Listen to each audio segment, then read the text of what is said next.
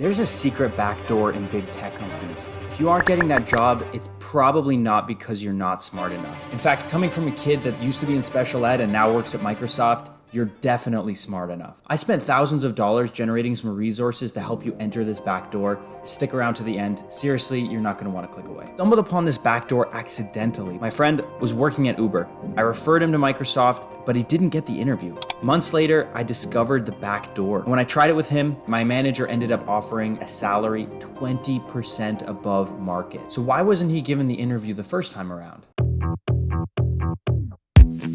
Big companies use what's called an application tracking system, or ATS for short. An ATS basically compares your resume against the job posting and spits out a score of how well you match that job. Many people think the referral lets them skip this process. That is not true. Referrals are a scam. It doesn't actually put their resume in a separate pile, it just barely bumps their score. In fact, that's putting it nicely. Since everyone wants to work at FANG, the referral means next to nothing for new grads, and it means literally nothing for interns. I'm working on a video of how to hack the ATS, but the backdoor is to completely bypass the ATS.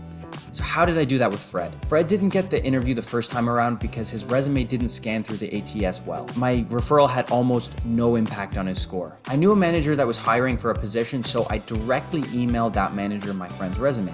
And he replied, "This candidate is perfect. Why haven't I seen them before?" What we really need is somebody physically to look at our resume, not a machine. When getting a referral, always tell them your resume doesn't scan through the ATS well, and ask them to directly email your resume to the hiring manager. Give them a pre-typed email and the hiring manager they should be sending it to, so all they have to do is click the send button. "Jason, I've tried getting referrals. Nobody's responding to my messages or emails." Well, yeah, but that's because your emails and your LinkedIn messages absolutely suck. As I was filming this, 2 people reached out to me on LinkedIn asking for referrals. Now let me tell you why they did it wrong. Don't forget, we've got ridiculous resources for you at the end of this video. When you're reaching out to someone, they don't know anything about you, and you're asking for something and offering nothing in return. Nothing. Instead, reach out to them and ask something specific about their life, about their past, about their career. Connect with them about what school they went to, what city they're living in. Also, offer to take them out for lunch or dinner if they live near you. Of course, offer to pay too. Don't believe me? Well, I A/B tested this theory. I collaborated with a few self-made millionaires I know to come up with this template. A, hey, my name is Jason and I'm really interested in blah, blah, blah. I think I'm a qualified candidate for the role. Would you be willing to help me with a referral? I'd be happy to send you my resume. I get messages exactly like this a few times a week. Option B, hello, name. I noticed on your profile something from their profile. I'm really curious how you went from there to current position. I've noticed you're in Seattle too. If you're free this week, I'd love to grab lunch and chat about it.